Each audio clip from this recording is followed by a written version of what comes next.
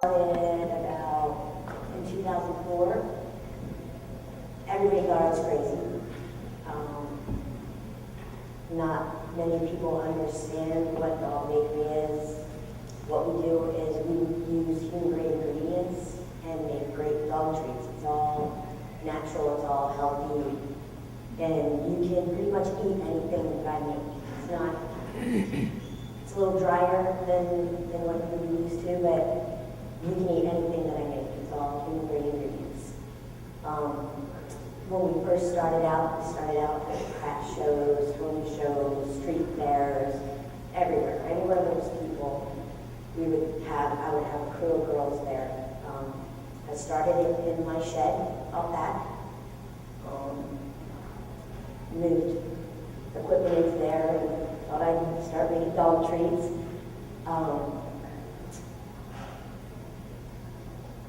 After about a year and a half of doing shows, we did probably 3 shows a weekend, every weekend. The first year we were in business, we did 52 shows. I had girls. I would come back Mondays, I'd bake Monday, Tuesday, Wednesday, and then Thursday I would load up vans and send one crew to, Maryland, one crew to New York, and another crew to Chicago. And then we'd all come back, and that's kind of how I did my demographic study to see if people would actually buy this stuff. I figured out my shelf life during that period, and I got better and better at making dog treats. All our stuff is fun, it makes people laugh. I started selling wholesale in 2005. Went to the Backers Trade Show, which is a pet industry show, and it was crazy. I brought so much stuff because it's really expensive to be in these shows. It's like $1,500 just for a 10 by 10 piece of real estate. There's the table's $150. I mean, everything costs money. So I bought so much stuff that I could sell it right there, so I was afraid we weren't going to sell anything. But we sold to a lot of good places. A lot of stores pick us up. What we do is we put a bakery case in stores. So if you ever go to Concord Pet and there's a bakery case on the counter, that's me. We are in all the Pet Supplies Plus stores. It's a 300-store chain. They've got a 4-foot bakery case. We're part of their planogram. Every time they build a Pet Supplies Plus, Tailbearers goes in. Pet Value, same thing. It's about a 100-store franchise. We're in there. We're probably in about 1,200 stores now, and I don't even know sometimes how it happened because, you're so busy doing stuff, and I'm always coming up with new ideas and new packaging and stuff like that. We've been in Home Goods, we've been in Marshalls, but I didn't really like it. That wasn't a really good fit for me. I started in my shed, but I moved into a 1,000 square foot spot the first year, and then 2 years later we took over another spot, and another year later we took over another spot. Now we took over another spot. Now there's no more spots left to take over, so I'm trying to buy a building. But the problem I'm having now is I have no money, no liquidity. I can get the loan, but I can't come up with the down payment because all my money's in my business. So that's probably my biggest obstacle right now. I have 20 employees now. All my stuff, if you notice, it's all hand cut, hand dipped, hand decorated. I don't have a big conveyor belt, everything's pretty manual. And that's one of the reasons that we're so popular is because it still has that homemade, handmade look. Our biggest competitor is Wholesale Gourmet, and they do very similar stuff to what we do, but they do it. Everything's like cookie cutter. It's mass produced now. It's not even they don't even cut cookies out anymore. We hand cut everything. So And that's one of the reasons that people like our stuff so much, because it's still got that look to it. But I have 28 employees, and I didn't want to lose them. You know, I don't want to reinvent the wheel. I want to stay in Millsboro area. My people don't want to like go far. One of the questions I had, I saw on your PowerPoint that you have all the social media icons. Do you manage that? Do you have someone to outsource that? I do that right now, but actually I'm speaking with somebody now because I'm going to be outsourcing it too. She's actually somebody who knows my business really well. Because I think if you're going to do stuff like that, they have to have an intimate knowledge of your business because they're going to be speaking for me. So, but that's definitely been a direction we've been going to, like really going after some of the social media stuff. You know, you don't even know people are talking about your products. They're posting pictures on, you know, on Twitter and stuff, and that's how I got most of the pictures that are up there of dogs that people just post on my Facebook page, you know. But really, what we're all about is it's just, you know, it's about celebrating the relationship between you and your pet, you know, and this is just a fun way to do it, you know. I have a 1-year shelf life on everything, but there's no preservatives in anything that I have here. Everything's all natural, but what gives me my shelf life is baking time and temperature. It's as long as you can get the moisture down to a certain percentage, it's got to be below 10% moisture. To bake these, it takes about 45 minutes at a low temperature, and then it has to cool down. We don't dip it on the same day that it's baked. It has to completely cool, completely dry, and then we will dip it and decorate it. Those are our barkin bonbons. Those we get peanut butter and crush up the dog bones, the peanut butter dog bones, and then we make a paste and we put it in the middle. So then dogs they'll have teeth and eat them too. Are you trying to expand to grow your business? Yes. That's why you're trying to get the 5,000 square foot? Every single year we grow by 20 to 25%.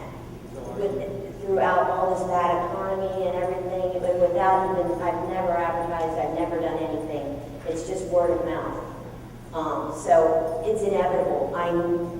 Right now we're going around the clock in baking time. I can't get bigger ovens in my shop because I don't have any room.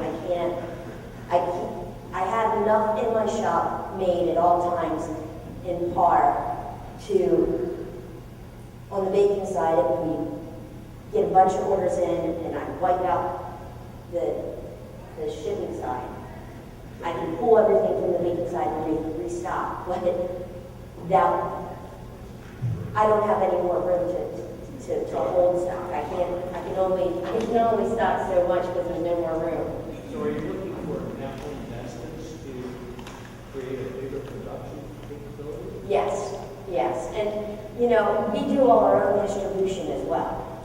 Because this is time sensitive and because this stuff will melt. So I don't have distributors like, you know. You're looking for big investment? Not really, and not that big. I mean, I've done all this on my own so far, you know. I understand. But I don't think it would take too much at this point. We're going more into package stuff now, so once I have a bigger facility, we'll be able to grow it more and stock more. You're going to buy automated equipment? Yes. Well, not for some of the smaller items, not for not this. We already have some things that we use. We have like a thing that rolls up the dough to about here, and then the girls just twist it. But no, I don't want to go totally automated. What's the constraint then of the production process? Well, it's costly for one because we've got employees. It's definitely more expensive.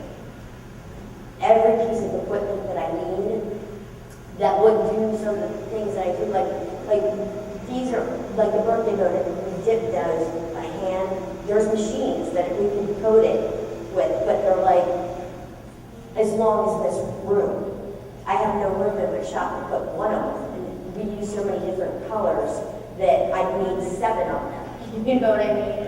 And then we can run them all the time, but I don't have room to do something like that right now. What's your time frame from the point of order to finish? How long does it take? We ship that day, 24 hours. We have 24 hours.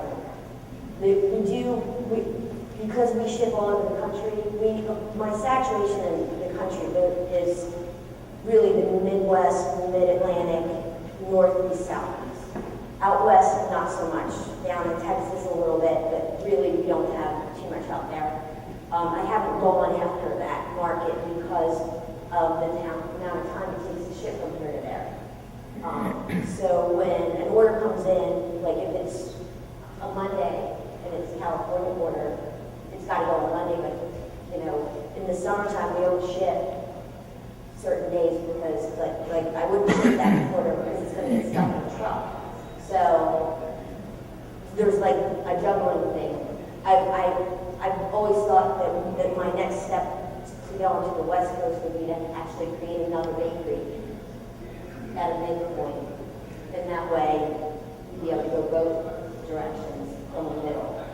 How have you managed the cash situation as you've grown so you don't run out?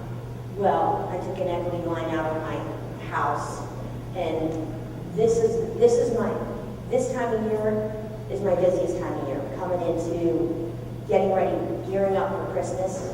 We're already running Christmas. We're already running Halloween right now, and we have to really ramp up this time of year. So that's when I'm like praying for like checks in the mail to make my payroll, because my payroll's been crazy now. It's like $22,000 every 2 weeks. I'm like, oh my God, you know.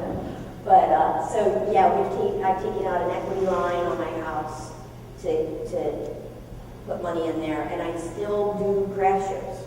I even when I'm this busy this time of year, I do craft shows and I do home shows because it brings cash into the business that otherwise I wouldn't have. And also gives me an opportunity to listen to my customers.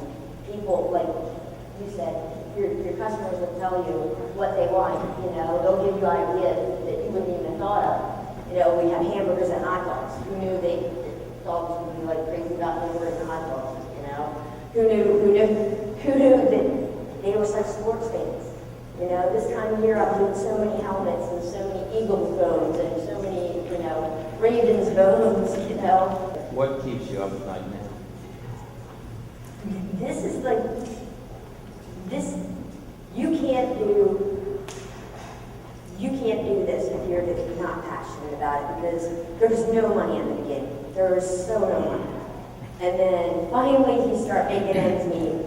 But it is, like I'd be in my shop till 2 o'clock in the morning, alone, you know, decorating. And now it's like I have 28 people that I've taught all of them all the jobs I've had to do. You know, I had to figure out every job in my shop, you know. So right now I'm crazy about designing packaging. We just came out with a whole new line of package products. So, and I'm starting a retail website. We've never had a retail website. It's called Happy Dog Shop, and it's going to be like cool stuff. So this is one of the new things I just designed. That my dog has got like a hat on, like Christmas hat, Golden hat, you know. But I'm constantly, I'm that person. I can't stop thinking. I can't stop making stuff. But I am not techie. This website, I have somebody that takes care of the website, you know? I'm not that person. Have you thought of the cat owner market as a potential Yes. Cats are hard. Cats are really hard. They are finicky. I always say dogs are like guys and cats are like women. You know, we are a little harder to please. Guys are easier, you know. Cats, I have cats, I have dogs. But the cats, because it's an all-natural product, cats like softer. You have to use preservatives and funky stuff to make that happen. I can't do that. I'm not capable of that. I can't master a cat treat. I did do a jerky for them, but then the people didn't think it was pretty, you know, so they weren't buying it. The cats liked it, but the people wouldn't buy it. So the dogs are so much easier. Like, I mean, look at that. Lisa, what can we do as a community to support you? You can buy tailbangers at your company pet, or any store. Tell people about it, like our Facebook page. When you guys give your dogs treats later on, post a picture of your dog, feed them our treats. Right now, I'm helping. I always help with Georgetown SPCA and different rescues. Go down there and walk a dog and talk about tailbangers. But other than that, yeah, just spread the word about it.